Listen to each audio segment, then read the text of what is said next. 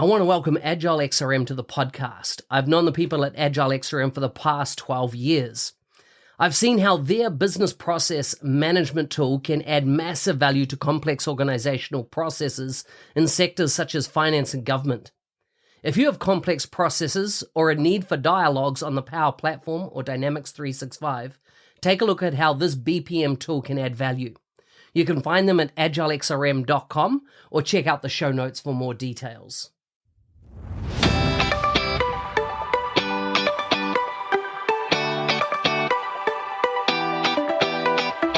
Welcome to the Power 365 show, where I interview staff at Microsoft across the Power Platform and Dynamics 365 technology stack. I hope you'll find this podcast educational and inspire you to do more with this great technology. Now, let's get on with the show.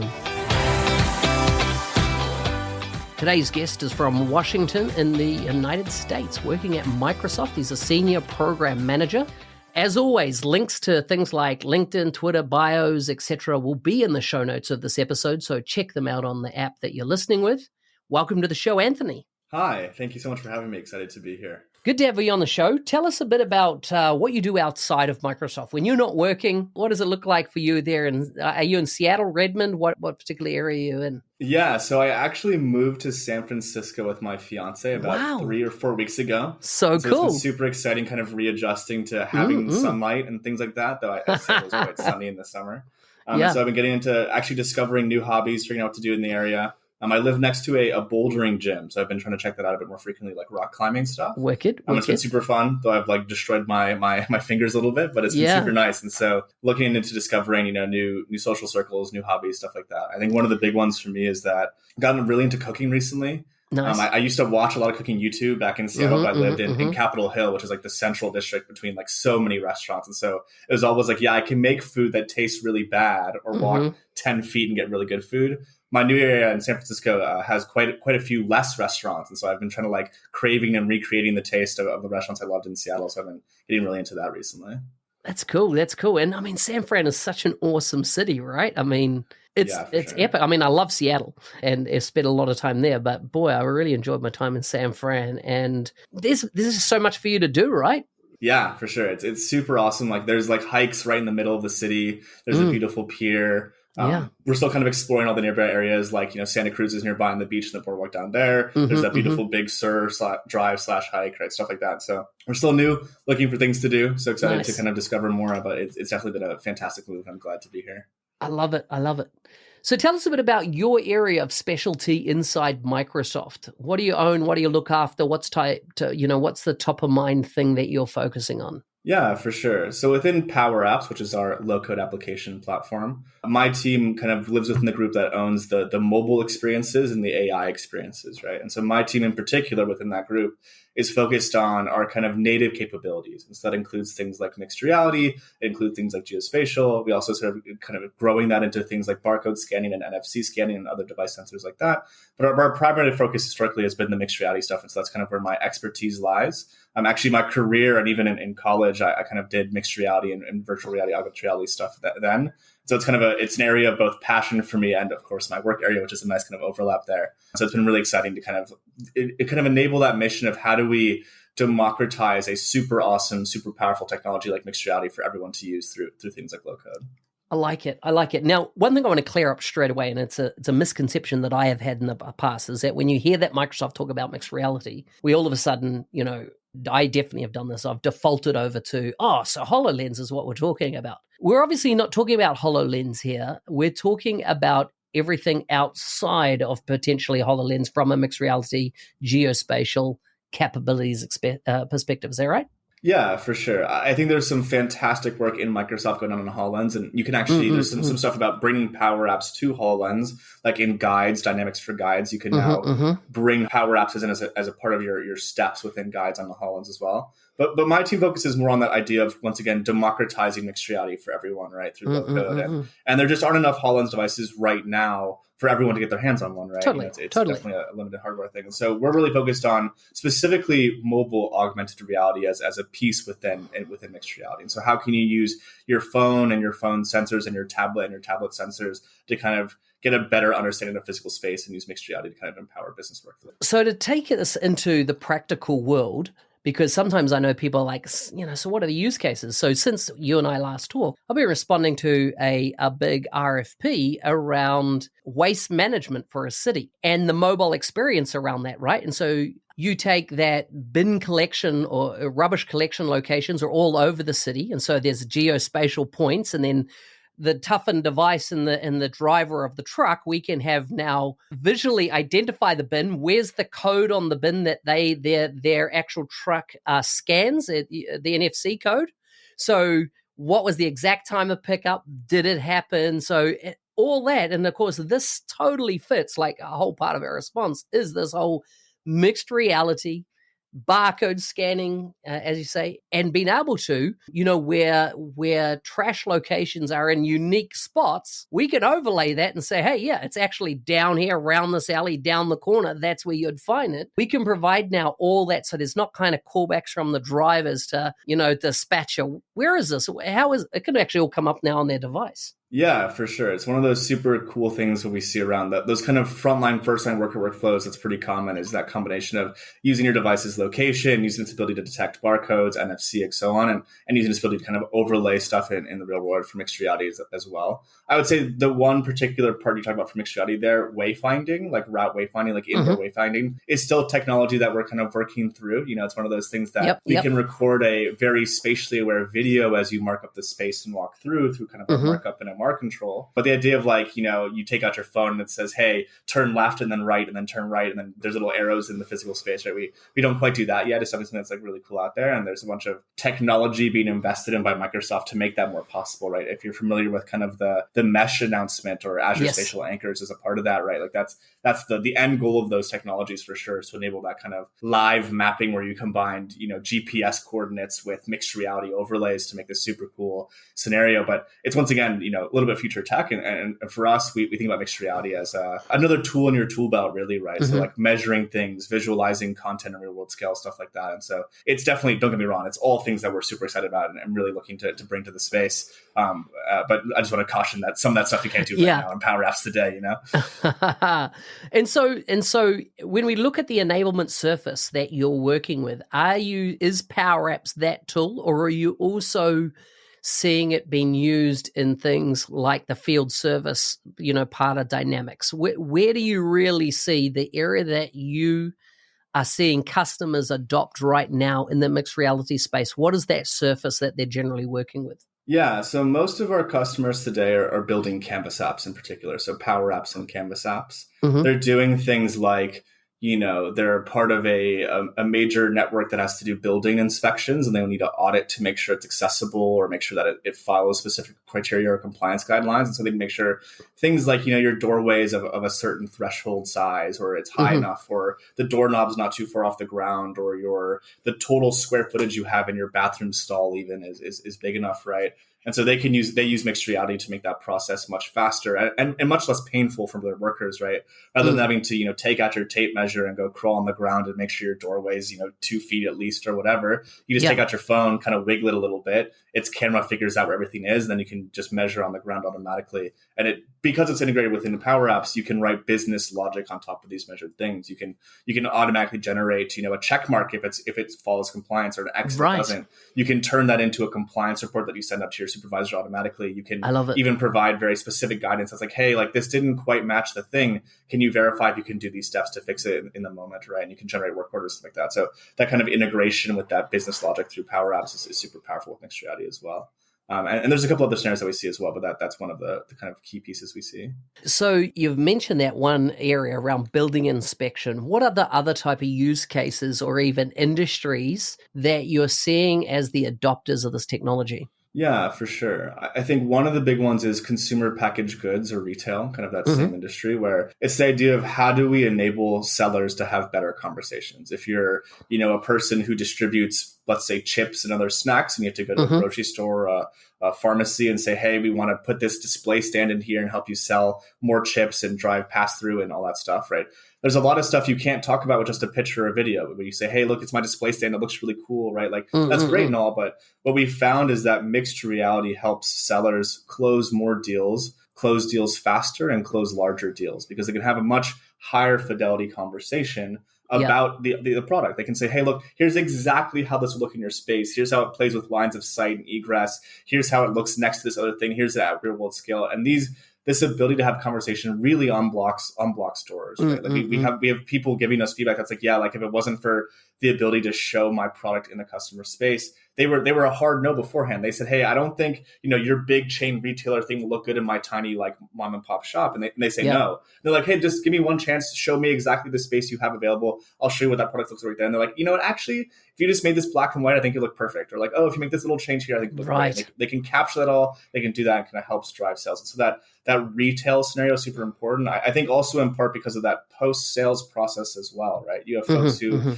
if you've ever been a part of that workflow before, you say, okay, you and I, let's say we're the seller and the buyer, the store manager, we agree, like, let's put the cooler right here. Right. But then I have to go tell my installation team, when you show up at the shop in 3 weeks, like the cooler goes, 2 feet from the door and it's like at this 30-degree angle off the shelf. And it's like right here, man. Like it's all written down, right? There's no real record of that. And so there's a lot of post-sales installation mistakes that happen as a result of that method of communication. But with mixed reality, you can literally be like, here's a picture of exactly where the product should be, exactly where you and I as the shop manager and the owner agree. And then when the installation team gets it, they can see that. They can see it in context, in real world scale and install it right there. And so it kind of helps with that post-sales process, driving increased satisfaction as well, which is super nice. So are you creating 3D models that can then, as you say, turn your camera on, go into a space, and there would be constraints on those models? For example, let's say their space was only, I'll put it in your terms, 4 foot wide, and your device was, I won't use metric, and let's say your device was 6 foot wide, or your shelving or your display, etc. There's no way that you could go, I'll just visually make that 4 foot wide and fit within a space. I assume there's a whole bunch of constraints, etc., that you can make sure that how this visually appears in a landscape or in a field of view doesn't allow you to display something that looks good visually, but actually physically is impossible. Yeah, for sure. That's like the benefit of mixed reality. We have this thing called Occlusion, which is where the camera can see when something's in the way and kind of handle that programmatically, right? And give you kind of notification of that. And when you're inside of it as well. We do support different features for things like scaling. So one of the things that conversations that do happen is like, well, what if this shelf was just a little bit smaller, right? Because people can customize their products in many cases. And so they can use their typical pinch to zoom features to make it smaller or bigger and visualize it that way. And then also, around the idea of 3D content, I think one of the misconceptions of mixed reality and this particular workflow in general is that you need really high fidelity models that you've pre-made that are, made by a custom third-party house that specializes in that, which you can do. Don't get me wrong. Like those are when you talk about sales, those are super helpful, but you don't need to have that. Like we support this ability where you can say, hey, I have an image of what the front of my shelf looks like. And I know that my shelf is going to be 2 feet by 1 feet by 4 feet to continue using our evil imperial system, I guess. And so when you do that, like we generate that back for you. And so you can see what that image looks like with depth and still those same great conversations around, lines of sight and egress. And does it fit here? And how does it look without having the need for the super high fidelity 3D content? You just need an image, right? And then we also support we support different file formats too. So if you happen to have content that you use for, STL, which is very common in 3D printing or manufacturing, or OBJ, which is just common across the board as a shared file format, right? We support that as well as GLB. And so we're pretty flexible with how we support content. And then we also support connectors, once again, the great power of Power Apps. We have a built-in connector to what's called to a 3D model gallery called CG Trader. They're one of the largest kind of 3D model galleries that exist that has both free and paid content. We have a built-in connector to them, and so you can build in 3D content that way. Or you can use it. You can, of course, build a connector to any service that you have that you use for 3D content and use it as your content provider that way. And so, or you can use Dataverse and upload your files that way, or you can use SharePoint or any of the connectors. And so that kind of 3D content library is like pretty easy to build and support and to manage, thanks to the power of the connector ecosystem that we have within Power Apps. And so it's all designed for that purpose and built for that purpose. And so it's hopefully a pretty nice experience for folks. We think it's pretty good, but your feedback is of course always welcome. Nice. So we've looked at building inspections, we've looked at retail as being great use cases. Any others that are kind of top of mind? Yeah, I would say the last two are estimations and inspections. So estimations isn't really like an industry per se, but I think it's a common scenario. So to give an example, you might be doing some kind of like kitchen renovation as a company that does that kind of thing. Yeah. And so as a part of that, you have to go replace the flooring, but you want to give a quote to the customer about how much it'll cost to replace that flooring. And so you can use, the measurement control once again to go measure these kind of non-regular surfaces like someone's floor in their room, cut out the islands, cut out the different shapes, all that stuff. And then we do the math to be like, yeah, this is, 426 square feet, right? Or how many square meters you want to have. And so you can use that measurement to do area and volume as well. And so you can do estimations that way. Like another common scenario is that you have to estimate how much how much paint it'll take to replace the wall, or how much it'll cost to renew a painting or something like that, right? These kind of different area estimations are very important, right?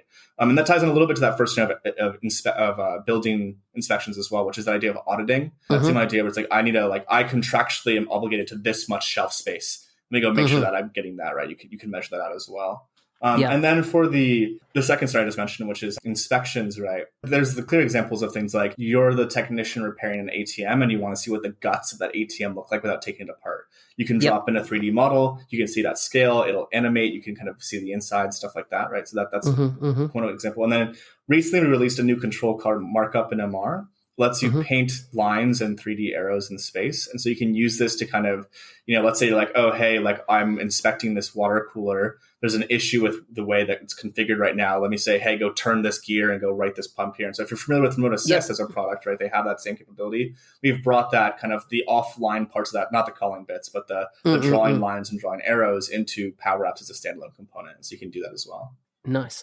And so when we look at those surfaces I talked about before, so all these controls are available right now in Power Apps Studio. That's correct. They're part of the standard Office license as well. And so as long as you have access to Office, you have access to, assuming it's not, of course, blocked in your tenant, assuming you have access to Office, you have access to Power Apps, and then you have access to our MR controls. And so if you go into the insert pane, they're right there under the Mixed Reality section in the insert pane. There's also a couple controls also available in the media one, but we kind of duplicate them with different names to make sure that people discover them and find them. But they're all there in the Mixed Reality section. So because it's in there, I take it that all the tool sets are available as part of the business output. So for example, when you gave that floor estimation, in my mind straight away, I'm like, hey, I know, how contractors work in the space. They need to allow for wastage. They need to allow, if their tiles are going on the floor and there's a weird shape, we're going to have to use maybe two tiles where only dimensionally it's only one tile, but they're going to do it.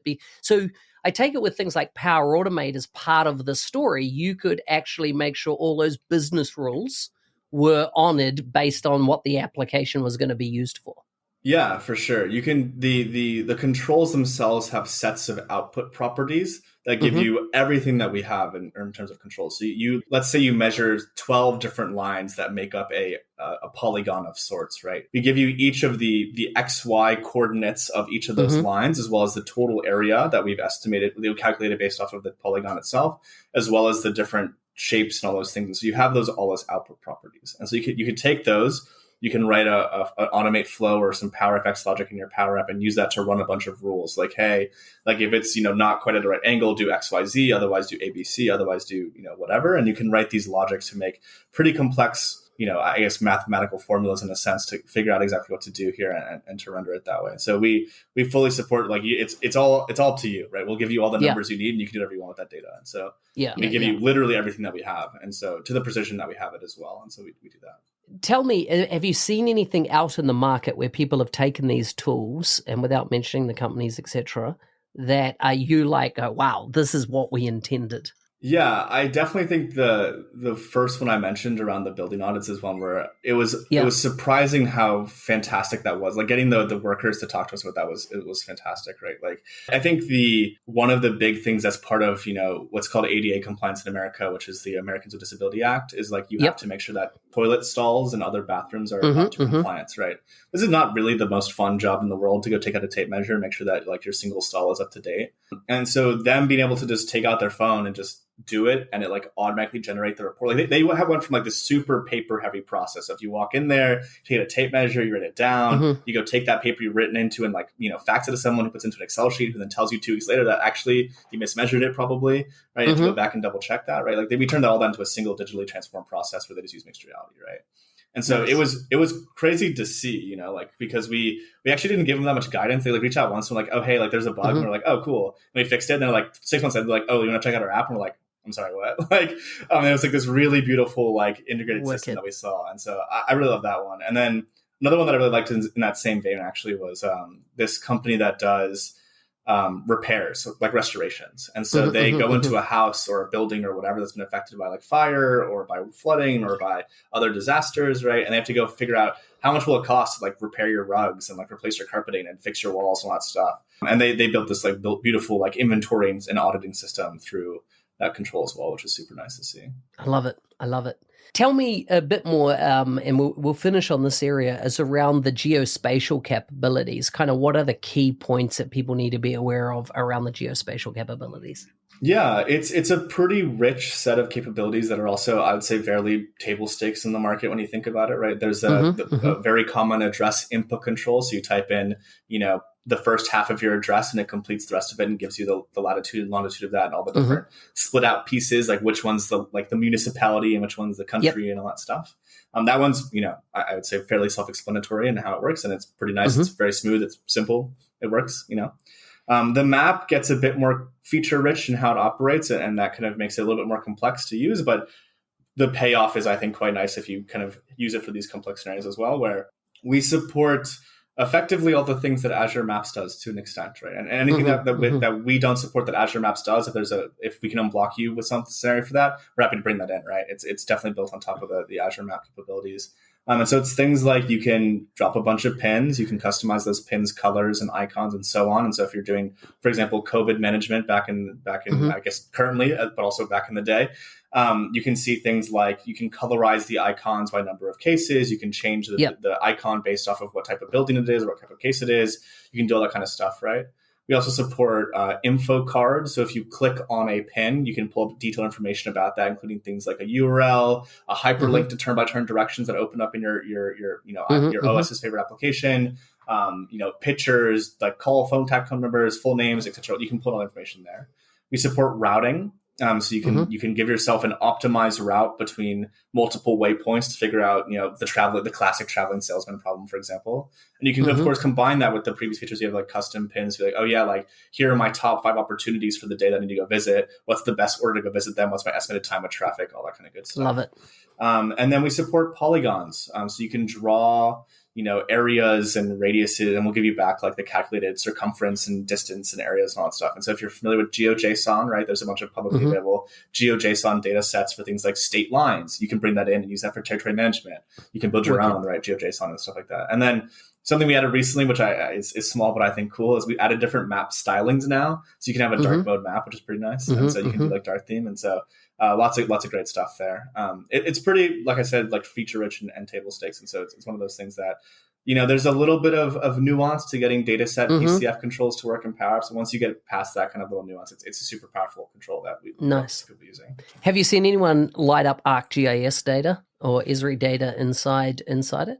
Yeah, there's been some people who have kind of taken ArcGIS data and put it into GeoJSON and use that on that. They have like a separate service that converts that and converts back into that they use. I've seen that before for territory management in particular, right? And then there's some conversations going on about how can we do like global positioning data to do intelligence on top of like satellite tiles, which like people are looking at. I haven't seen something in production, but like things like, can we use satellite images plus the Azure Map capabilities to give like a forest firefighter an area to go forest fight, right? Because we can take that from the cloud, right? So there's really cool stuff happening in the geospatial space that's like all going to eventually bring its powerful services into Power Apps and make it low-code accessible. So we're looking forward to that, but nothing too existy right now, very much future thinking.